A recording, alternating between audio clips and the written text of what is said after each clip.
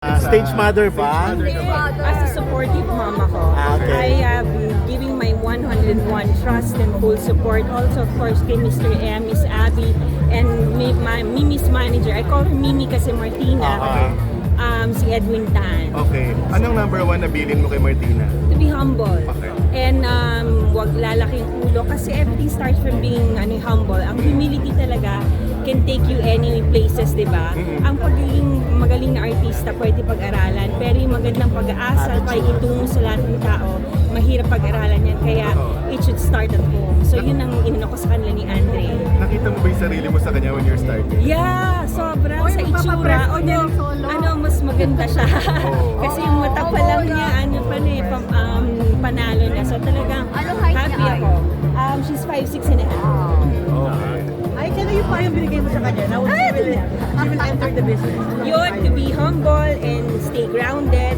And unang-una, lagi sinasabi ko sa kanya, matuto magpasalamat kapag lalo na sa inyo mga media, kasi ako, nabuhay ako sa mundo na kayo, mga kaibigan ko, bata pa lang ako, kasama na kayo.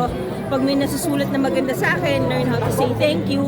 Pag hindi naman maganda, minsan sa Tito June dati, pinipitik-pitik ako niyan, pero Ay, grabe ka naman, June. Yeah. Eto pala, pitik-pitik kay Aiko, no? Nalagigit kasi sa akin nun yun. Wala yun sa amin. Yes. Kung pinapansin ka, ibig sabihin mahal ka dahil gusto ka mag-improve. Kaya siguro yun ang staying power ng longevity mo in show business. Stay grounded and to be grateful to the people who's helping you. Ano mo naman sa pag-acting? Kasi napakahusay yung artista. Martina. Sa acting, Ate Mel, siguro sinabi ko sa kanya to have her own style and to never be pressured to have a comparison. Kasi syempre with Andre, kuya niya, artista din, with me, sinabi ko sa kanya, have your own identity and shine within you and everything should follow. Kapag na kasi one week na sa ngayon. Going strong. Okay. Yes, hashtag going strong. Wow. Tampuhan, paano inaayos? Kung may pagyung kakain. Merong tampuhan, hindi naman maalis yun, pero yun nga, gaya ng sagot ng kantang ginawa ko sa kanya, siya na yung endgame ko. I wrote a song, it's now on Spotify, YouTube Music, it's yung MTV namin is on my YouTube channel, mapapanood So, ko. Mars, paano ka mo na mag-compose ng kanta? Kay 1 week ko lang na-practice at madami ako nasusulat na kanta dati, kaya lang hindi yung creative juices ko ba dati, hindi ko masyado na-practice. Kay 1 week ko lang. Anong laman? Thankful. Ang title niya is Endgame ko. Pakinggan niya kasi sobrang catchy. Endgame ko, very Avengers. Very Gen Z, di Gen ba? Z. Like one, begin one word. He's my everything. Ano yan? Si Aiko ba to? Para iba-iba, ha? Ay, pero yung ano lang yung... Siyempre hindi po maiiwasan na may mga manliligaw na kay Martina niniligaw Ay, si Andre. iniiwasan ko yan.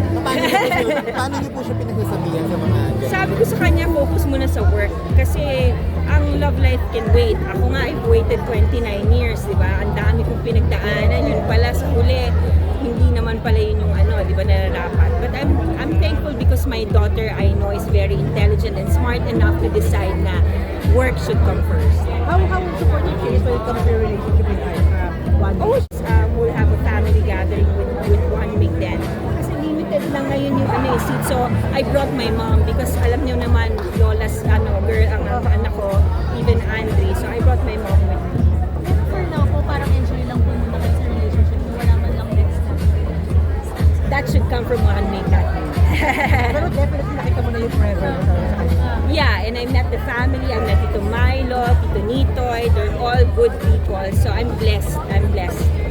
Yung gagawin yung movie? Ano gagawin yung movie? No, short film. It's on YouTube na. Tapos na. Na-air na siya. Yeah. Aiko Endgame, meaning may plano ba kayong pakasal? That should come from 1 week. Ask him. Ang pangit naman ako magsasabi. Hindi pa siya nagpo-propose. Hindi pa. Waiting lang ba? Waiting lang ba? Ha? Waiting lang naman. Mahaba ang hair ko kahit short. Alam ko hindi niya matitiis. Charot! Hindi mo rin ba in-expect na mag-work ko talaga yung relationship? Pag kakaintindihan. Hello mga kapatid, please settle down. We will begin in 5 minutes. Maraming salamat. Pag pareho taga-showbiz mas magaling. May advantage at disadvantage. Advantage is mas naintindihan niya yung trabaho. Disadvantage, syempre minsan ang daming intriga pa rin sa inyo na pinupupo. Mas ang relationship mo sila mas seloso. Seloso. Siya ang seloso. Talaga? Paano mo hinahanap ang seloso? I explained him everything. Kasi syempre tagal niya lang wala sa industriya. So medyo, you really have to explain to him everything, diba? So, yun. Okay, thank you.